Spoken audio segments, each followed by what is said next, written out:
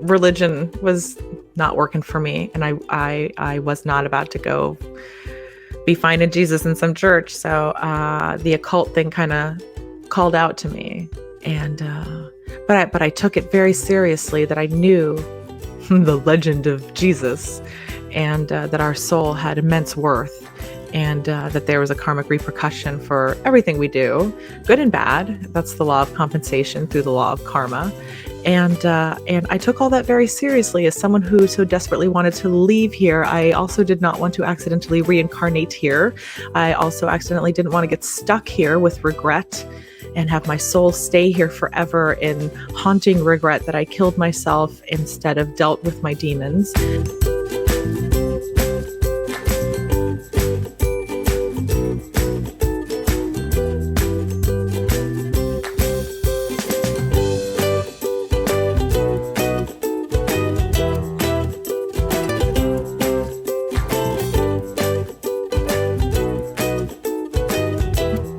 So hello, welcome back. Welcome back to Let's Be Frank with your host, Molly Skye Brown. I'm going to try to conclude this last part without crying too much, because Jesus is so funny.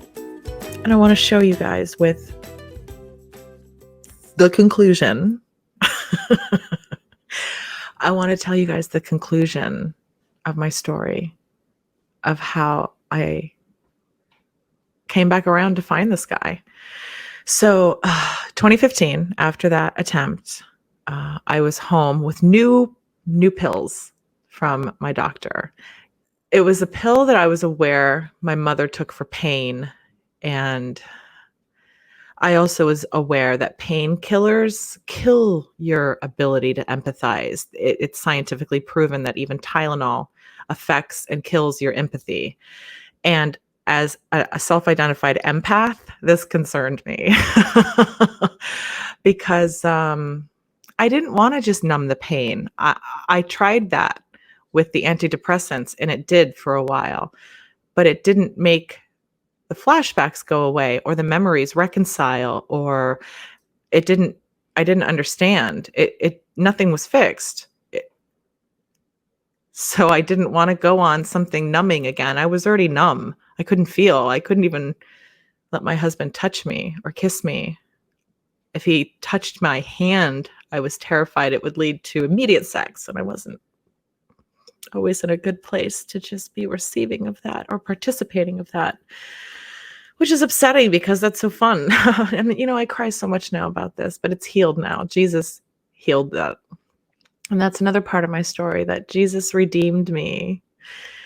Jesus saved my sex. He saved it. He fixed it. He's helped me reconcile it. He's empowered me to see and expel and heal it, and see it for what it is and what it isn't, and help me to feel safe with intimacy. And oh gosh, I'm going to have some controversial stuff on that. I'm not even sure how much I'm going to preface this other than Jesus really liked Mary Magdalene. And I think people are going to have problems with that. And Mary Magdalene really liked Jesus. Like, I think they were kind of going steady. And some of the disciples kind of wrote that Jesus kissed her on the mouth. So I don't know how you feel about that, but I love it. I think it's beautiful. I think they're the original twin flame. They're the prototype for Adam and Eve. And that's what we should aspire to be. And I think it's a really beautiful thing. And so Jesus was able to heal that. And I can't wait to talk about that episode, because there was a phantom poop involved. Yes, I said phantom poop. And I said that wrong. It wasn't a phantom poop. It was phantom poops. I'm curious what episode that might be. I would say probably episode 3. So episode 1 is this story, which I'm dancing around finishing. And so this story of Who's Frank?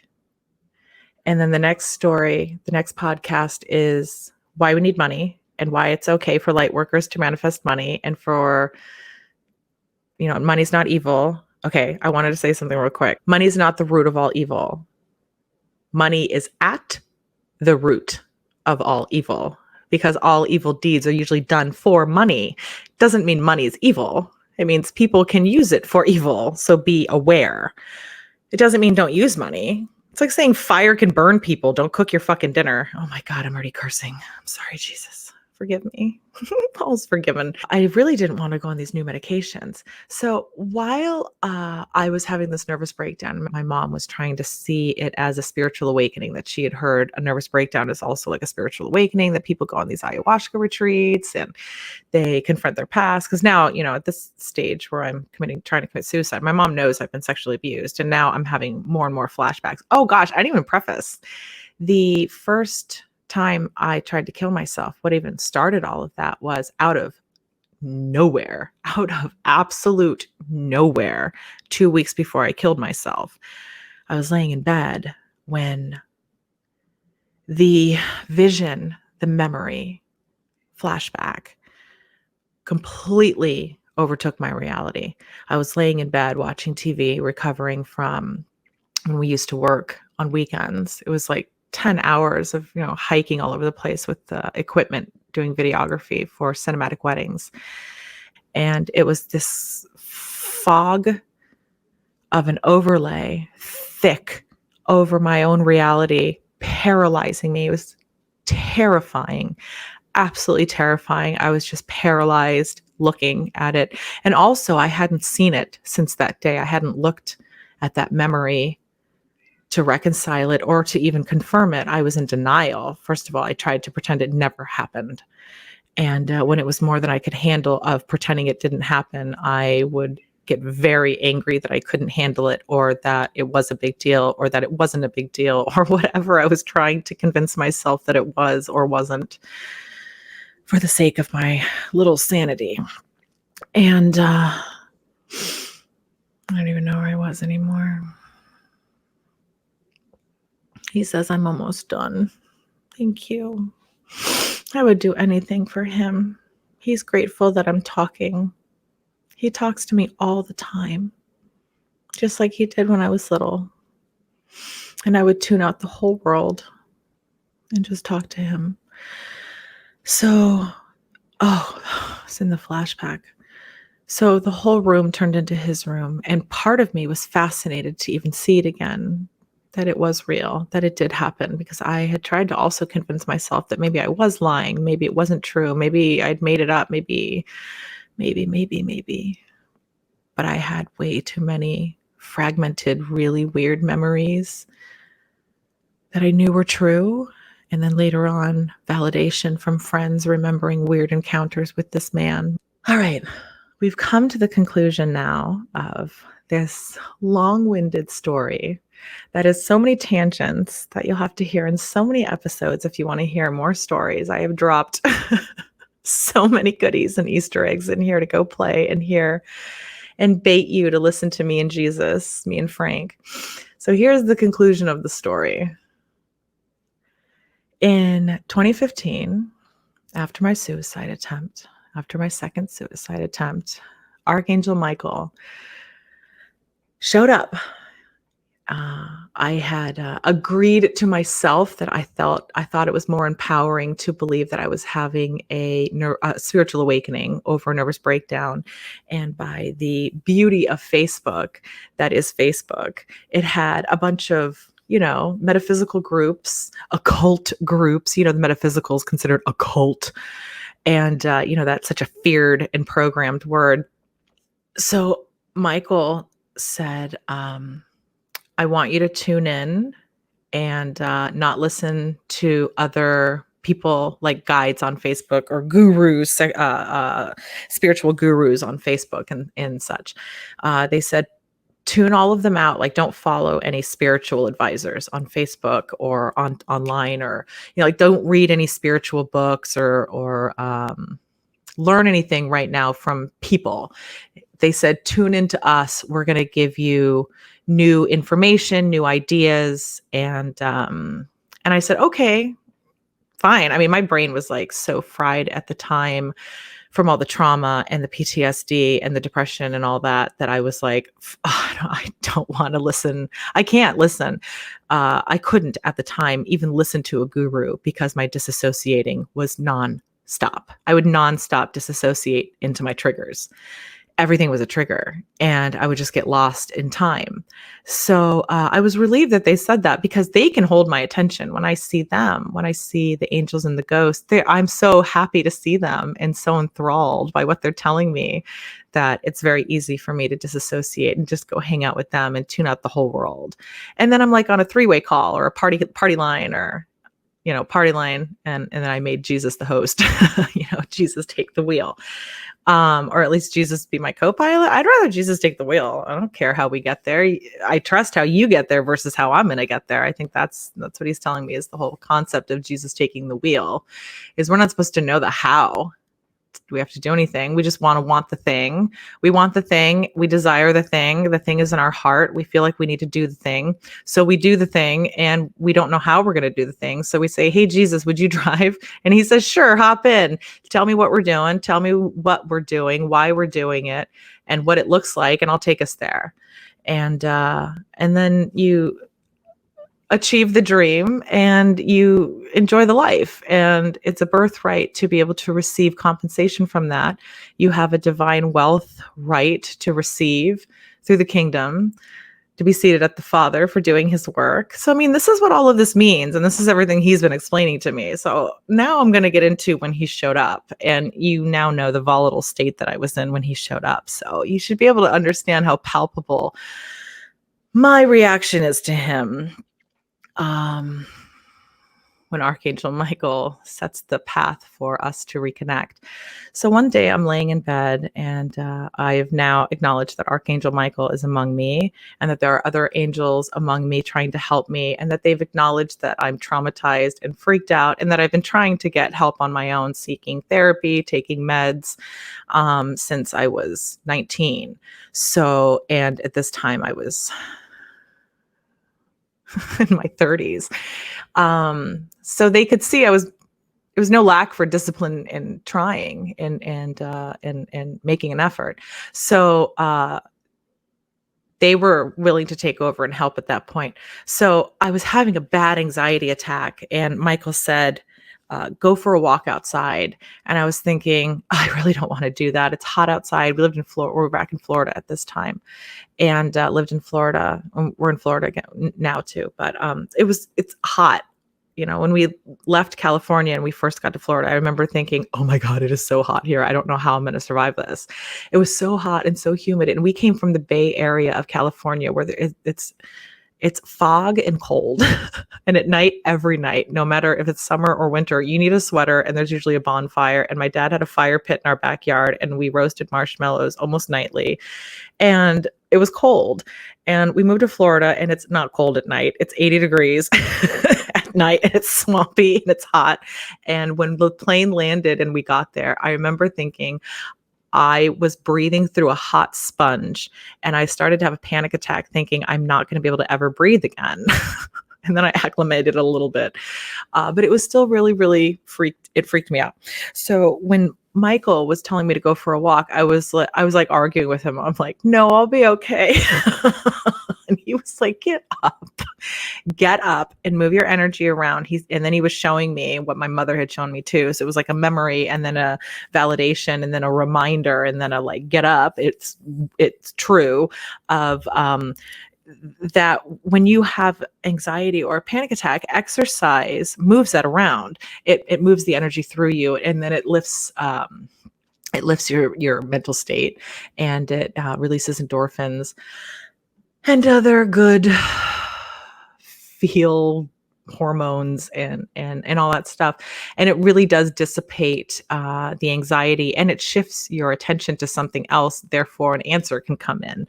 And that's just how that works. So he was explaining that to me, which I was like, all right, fine. You're right. I'll go for a walk, because you're right. That is, I know that that's true. My mother's told me, it's been scientifically proven. Doctors have told me, blah, blah, blah. Now the angel's telling me true too. And I'm like, all right. So, and during this time, Michael had been given me a thing to develop.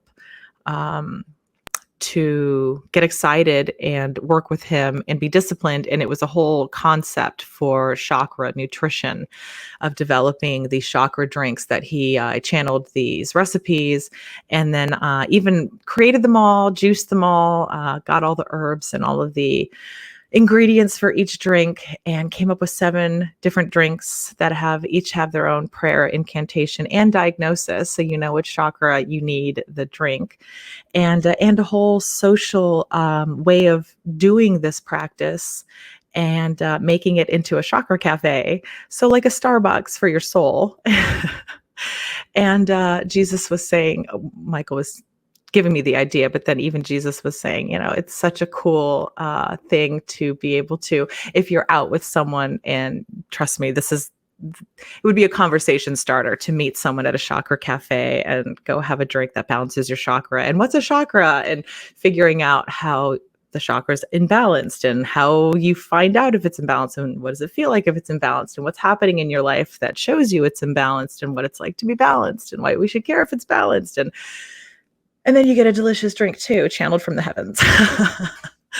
And so I was really disciplined. I downloaded the drinks, I downloaded the recipes, and wrote them all down and experimented with them, bought all the ingredients, and it helped me so much with the nervous breakdown, and empowered me, and it helped me to redirect my energy, and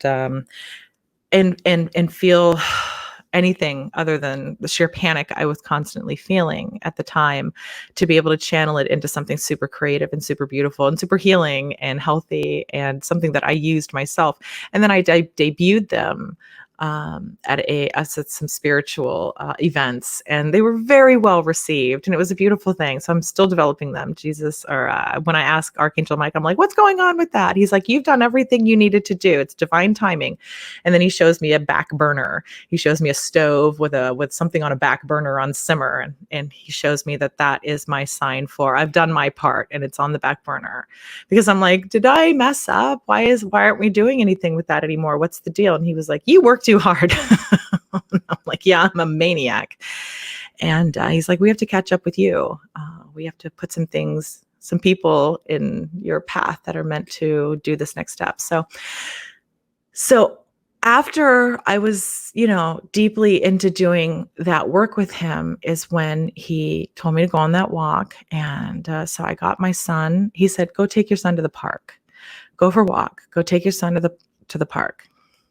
And I haven't even talked about this, but I was homeschooling my son for the first time due to extreme bullying in school, and not from the kids only. I mean, mostly from the adults. His special ed teacher calling him stupid and telling him that he purposely forgot his pencil because he was purposely being stupid.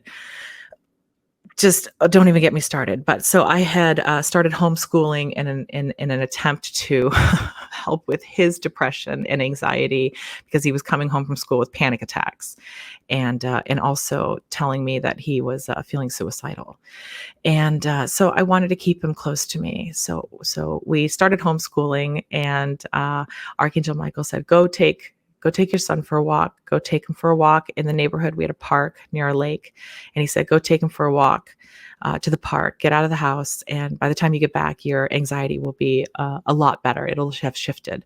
And I trusted him and I believed him. So I agreed. So after fighting him, saying, it's hot outside, run, that's not going to work. He was like, I'm not having this. You're not arguing with me. I'm Archangel Michael. You cannot argue with me. And he would look at me like, really, you're arguing with me? And I'd be like, yeah, you're right. I don't know why I argue, other than I'm looking for a reason for you to give up on me. And he's like, we're not giving up on you. You have shit to do. And I was like, yeah, you say that. You keep saying that. And it's intriguing. So we go on the walk. We leave the house. We're walking. We're talking. We're talking about homeschooling. We're talking about whatever. He's playing with the scenery, touching the leaves of the bushes, and we're walking. And I feel energy, and I feel it dissipating, and I feel Archangel Michael, and I feel him reminding me that he was right, that it was going to move my energy around. So I started to feel better. And as I'm walking, I come up to a tree on my right-hand side that I'm fast approaching, that's near the sidewalk that we're walking on. And this is in my imagination. My son sees none of this. And just as I can sense, see, and feel Archangel Michael, I sense, see, and feel Jesus sitting under that tree, meditating and floating like this. In the video, you can see. In the podcast, you cannot.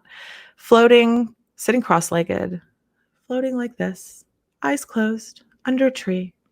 And I know it's him. Looks just like him. I recognized him instantly.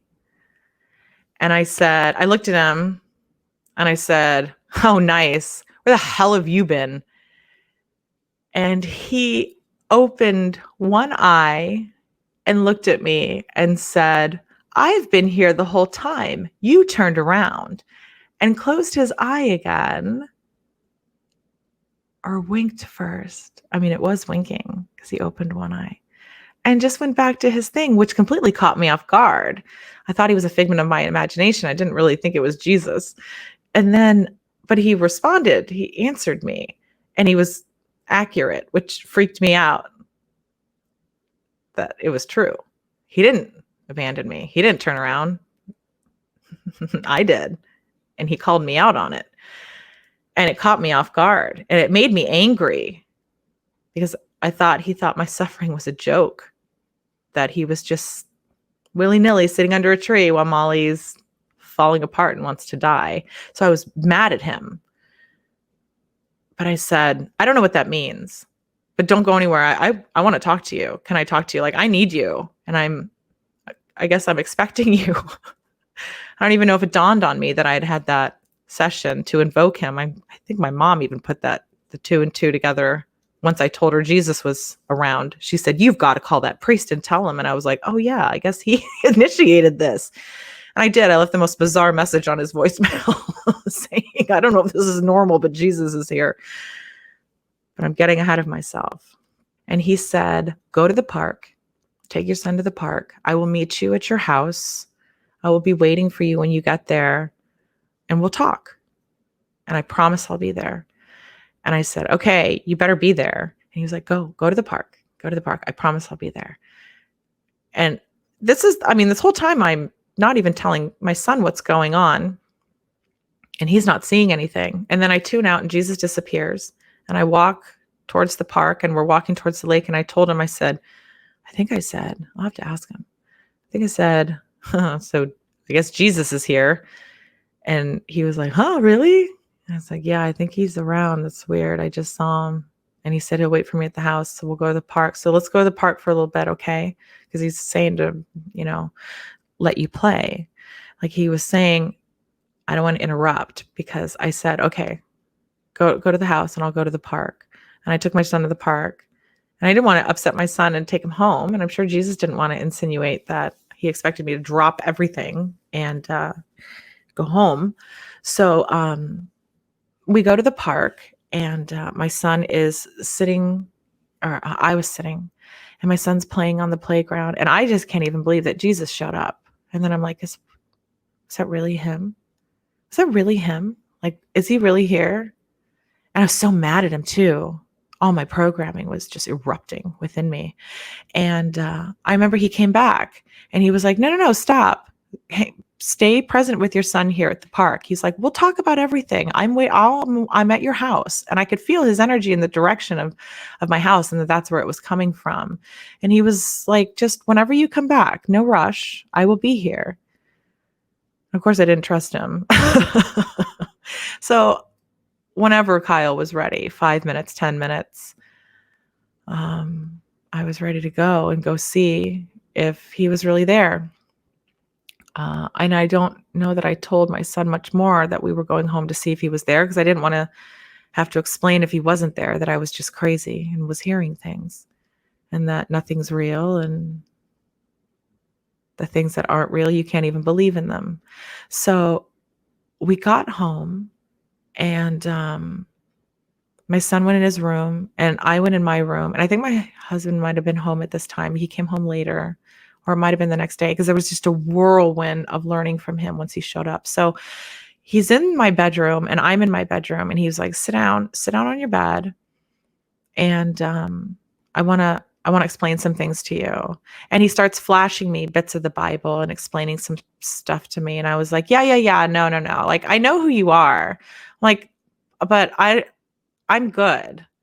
Um, I'm good. I'm not a fan of Christianity. Like, I'm like, I don't understand why you're here. I'm not a fan. And he just kind of laughed and was like, no, no, no, I get it. And I was like, no, I mean, do you remember the bumper sticker I was totally into? Jesus protect me from your followers. And he laughed and he was like, no, no, no, I get it. I thought it was funny too. Like, no, I get that bumper sticker. And I was like, wait, you do? Like, you thought it was funny? I figured you'd think it was offensive. And he was like, no. He was like, no, my followers, a lot of them are crazy and not following me really. They're following the church version of him, which is a very controlled and manipulated version. And Jesus was not controlled and manipulated. He put himself on the cross avoiding doing that. Because that was one of the questions I asked him is, why the hell didn't you perform a freaking miracle and not die and not do that scary thing that you did and that horrible thing of seeing your body? And he was like, oh my God, I'm so sorry about that. I know, no, he said, if you see me strung up in my underwear on a cross in a church on an altar, I don't hang out there. I'd run. And I said, oh, I appreciate that. And I agree with you. That's the vibe I always felt there. Yes. I never felt that you were really there. It felt icy freaking cold, honestly. It felt like they were trying to get you there with your taxidermy body and your blood and your bread and the manipulation of your legacy and your gift and your sacrifice. So he was explaining all of that to me. And I was like, okay, so we're kind of on the same side with this. And he was like, yeah, you'll see.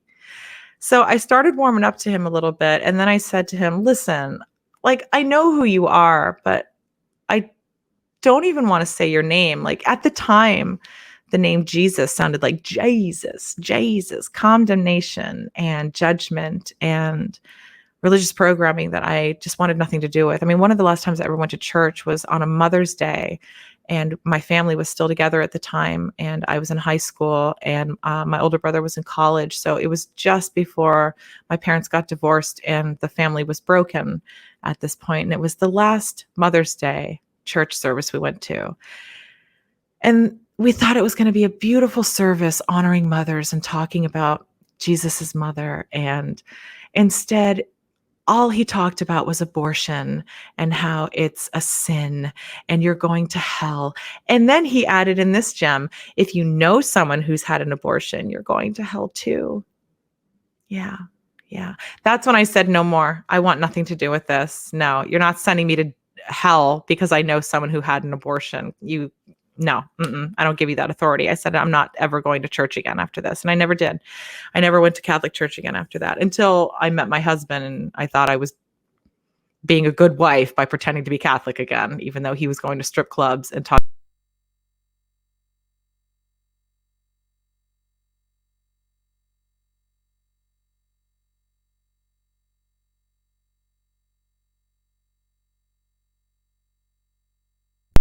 So Jesus was explaining all this stuff to me, and I was telling him, listen, you seem to be getting comfortable here. And he was like, oh yeah, I'm your guide. I'm going to be here for you now. You've invoked me. And I was like, oh, no. No, I'm good. No, I don't think we have anything in common. And I'm incredibly triggered by you. And he was like, yeah, still totally get all that. And then he was explaining more of the Bible, more of this, more of that, answering a bunch of questions I've had throughout my entire life, to the point where I was just like, all right, we're kind of on the same page. But the problem was the name. His name, Jesus, triggered me. And as it triggered me, he flashes me some of the book of Revelation, to which he says, at the end of days, they will recoil in my name. And I was like, yeah, I'm guessing we're there, because that's now. And I know a bunch of people recoiling at your name, because I'm in a lot of mental illness groups because of some stuff that's happened. And I'm kind of mad about that. And I'm kind of mad about these diagnoses being treated like I'm sick and crazy when I'm traumatized and violated. And I'm really sick of the other diagnosis of Molly's crazy instead of Molly's traumatized. You hear me? And he agreed. He said, well, first of all, he said, all of your labels. He said, if anyone was to say you were schizophrenic, then for talking to me, for talking to ghosts, or for talking to angels, or for talking to God, he said they would have to diagnose me with schizophrenia, and then they'd have to probably rewrite Christianity to be schizophreny. And I was like, all right, now you're talking. Yeah, I agree with all of that. And those are some of the things I really believe and think. And I'm really freaked out that you just said all that. So he goes, what's the funniest name you can think of for me? And I thought about it.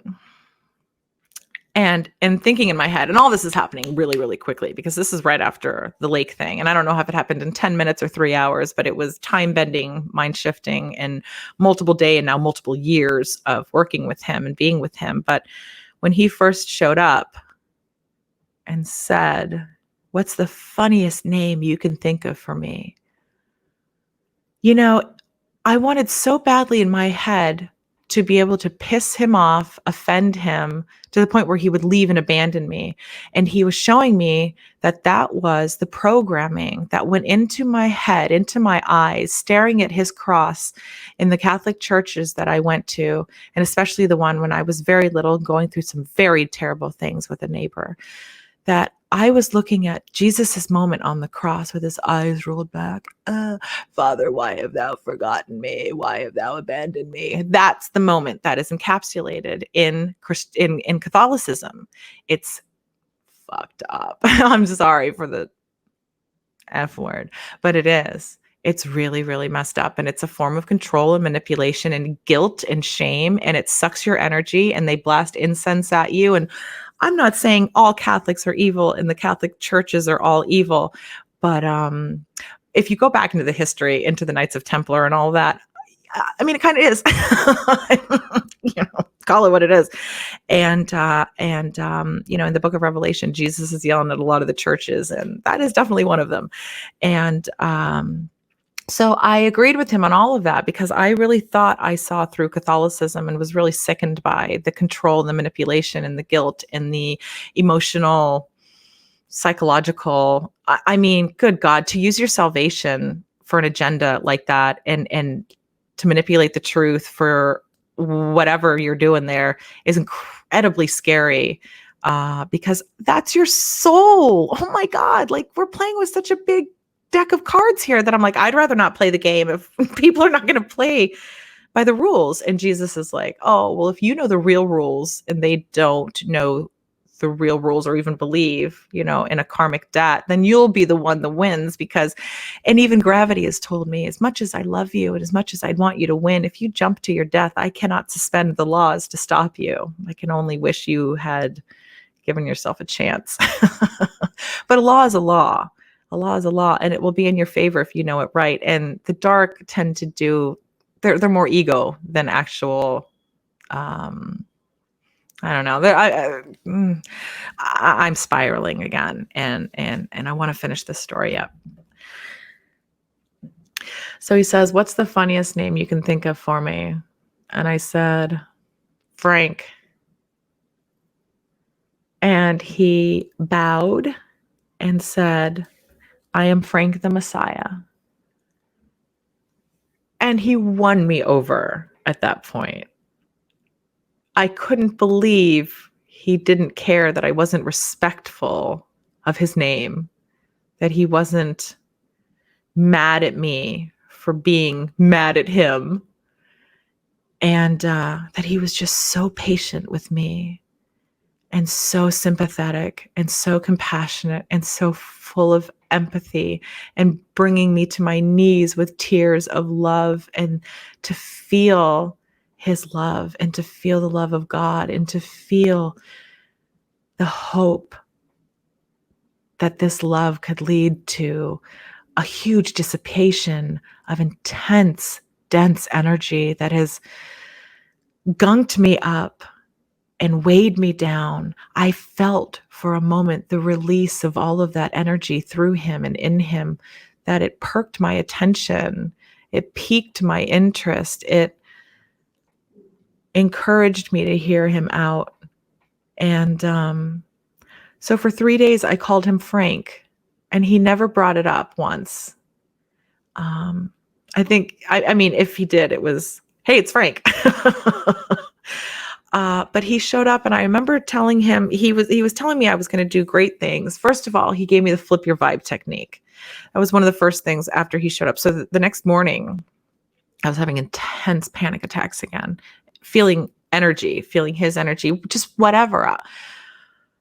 It's always been an anxiety that I feel like I've never been able to identify, but that I've misassociated as my trauma, or maybe it is my trauma, or maybe it's all of it, and everything is yes.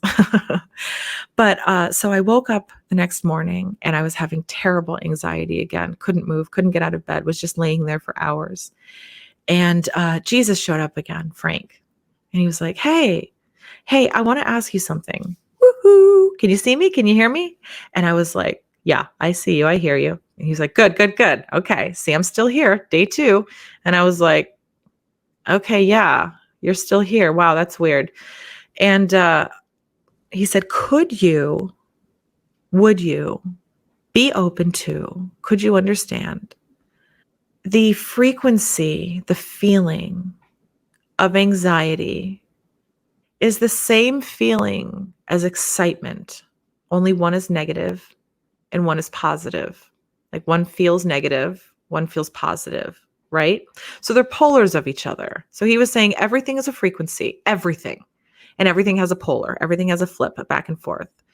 And when we feel those frequencies, when we manifest those frequencies, when we magnetize to those frequencies, when we manifest and find those frequencies based on our trauma, based on our programming, how we perceive that energy is how we'll use that energy. So I kept using it in the negative, manifesting more and more and more and more and more pain and struggle, suffering, pain and struggle, suffering. Because all of the energy that I kept feeling, I kept saying it was an anxiety, and I was scared, and that I was dying, and that I wasn't safe, and that I wanted to die. Like that was what I was projecting out into the universe. And he was saying, if that's available, the lower, then the polar and the positive is also available, because every frequency presents itself. And if the negative is available, then the polar positive is available by law. It would have to be. It's scientifically proven too. If a frequency presents itself, there's, 2 ends of it, a high and a low of that frequency. And so the high is obviously the positive and the low is the negative, and neither is good and neither is bad. But to manifest in this reality what we truly desire, it would behoove us to stay in the positive. And that doesn't say that we can't heal. Now, I know there's a huge misconception that we have to be positive all the time. And that means don't go into the darkness of depression or low vibrational feelings. Those are fine to go there, though, when you're healing, is what Jesus has explained to me, because I used to feel a lot of shame for these lower vibrational episodes of depression and anxiety and sadness, and these rageful inabilities to connect that would fill me with shame and wanting to die, that I felt horrible, that I couldn't connect, and then I couldn't explain why. And that even when I would explain why, I didn't understand why it was such a big deal, and I couldn't get over it. But it was, and it is, and it's a very, very complex thing. So there was a lot of guilt and shame built in all of that, and I felt really, really terrible about it all. So he was expressing to me the flip your vibe technique is what he ended up giving to me. And he told me that day, flip your vibe, flip your vibe. So, and then he was telling me, so if you have anxiety and the positive is excitement, he says, to verify this, he says, think about when you were a child and it was the night before Christmas. And he says, there's an anxiety of, was I good? And what is going to what am I going to be given? And will I be given a lot? Will I be given a little? How good was I? So there's this anxiety, this lower feeling of, am I worthy of what I truly desire? And then there's this excitement of, well, there's always presents under the tree, and Santa does come, and I don't think everyone got coal often, or even really did. I know some kids, I'm sure, did because they had very horrible parents. But for the majority, we woke up and there were presents under the tree. And so that satiated that I was able to feel the excitement and anxiety in his analogy. And I was able to integrate that and say, yes, yeah, you're right. I agree with that. I agree that if the negative of an emotion or a vibration or frequency presents itself, that the positive would also have to be available. And then he says, that is your choice then, if you know the latter is available, to then go to that other one, because he was saying the lower vibration is what your ego is experiencing and feeling and telling yourself is happening. And the higher positive frequency is what your soul is wanting you to experience and what you're wanting to ultimately experience. So to flip to that is to identify what the lower state emotion is. So identifying if it's depression or if it's overwhelm or if it's insecurity, and then what the polar flip is will then fix or remedy that situation and put you in the frequency of what you wanted to manifest versus the polar opposite of the frequency you wanting to manifest. Because we want to manifest from very high frequency places. One of the things God has told me is, don't begin manifesting, don't begin your work, don't do anything when you wake up until you feel good. Your first task is to feel good, whatever that is, and whatever it looks like, and however you do it, and however long it takes, and then work. And this is what they show is basically what Esther Hicks of Law of Attraction teaching is talking about. The vortex. The vortex is on a frequency, and it's usually an emotional frequency. So once you know that emotional frequency, you can kind of jump to that vortex, and all your goodies are there, and you start building from there and working from there. So if your vibrational frequency, where all of your wealth, where all of your abundance, where all of your treasures, where all of your ideas are in the vibration of joy, then your vortex is in joy. Or if it's in peace, then those things are in peace. And Jesus says all tools are neutral. It's all in how you use them. Everything is made of God. And if God made everything, then God doesn't make evil things. God doesn't make bad things. God makes things. And we use them. We use them as tools, and we use them how we use them. So I remember saying to Jesus, well, I don't have any money. I don't know how I'm going to be able to do what you expect me to do, save the world and go talk about my sexual abuse or do whatever, or write the book, or, all these things that he's telling me. I want you to do TV shows and movies and do this and do that. And I'm like, okay, with what money? Like, I don't have any money, dude. I was like, I don't know if you've seen my bank account, but that's one of the reasons I don't even want to be here anymore. And he said, I am the poor man's coach. Tune into me and I will give you all the secrets, but you have to choose me. You have to listen to me. You have to hear me. And I said, absolutely. Tell me the secrets. Tell me everything. And I will share it with others, and I'll tell everyone, and I'll help set the world free from this ridiculous charade of needing money to live every single day. That literally the thought of waking up every day is, oh my God, how am I going to pay for today? How am I going to pay for tomorrow? How am I going to pay for this? How am I going to pay for that? How am I going to pay for my existence? And that's not our purpose here. It's not. It's our purpose to fix that, overcome that part, and then do the next part. And that's play with the money and command the money and learn to catch fish, learn to be a fisher of men, learn to walk on water, learn to manifest, learn to multiply, learn to do all these things that Jesus really wanted us to learn, and that he wants to teach us now. So that has been my journey. That's been what's going on. And he hasn't left. And I thank God for him.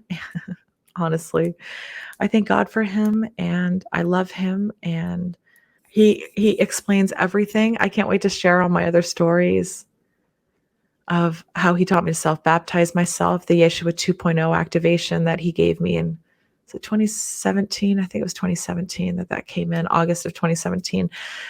He showed me how to self-baptize, and I met John the Baptist, and he showed me what that vision looked like and explained it, and I saw it and got the download for what the baptism was. I made some videos about that and a whole activation with Jesus that we had just incredibly profound results, people having just incredible experiences of seeing and finding Jesus. And it humbled me and it scared me and it freaked me out that it was real. And I went on strike, and I said I wasn't ready to do God's work just yet. And Jesus made picket signs and said, "We're on strike. We're not working for God just yet." And he was marching around my room with picket signs. And then a couple of days later, he got me a huge contract in the telecommunications industry, so that I could learn other things like contract negotiations and cold calling and negotiations. Did I say that already? Contracts, legal jargon, negotiations. Things I need for all of the things I'm doing, my books, my podcasts, the musical, all my interactions. He's just been empowering me and healing me and blessing me and realigning me and reconciling me. And he says we're doing a living life review so that I transcend all of this before I pass over. Because if we don't, there are a lot of things that happen on the other side without the body. And if we die with a lot of regrets, it's almost like, it really is. We sign up to reincarnate if we die with regrets. It's basically like, wow, I regret blah, blah, blah. So sign me up. We'll come back and fix that. And, but that's where I'm going to end today. I recorded so much, and I really think I got a lot of different pieces and purged a lot of pieces. And I so appreciate your time with me here today. And I set the intention, I set the blessing, I set the power, I set the love for this podcast to be exactly what it needs to be, for me, for everyone that listens to it, for the universe, for Jesus, for God. That's exactly what it needs to be. And that I'm safe to be me, and that I am safe to do this work.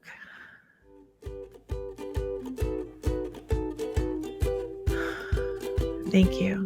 And this has been the first episode of Let's Be Frank with your host, Molly Skye Brown. And I hope you have a wonderful day.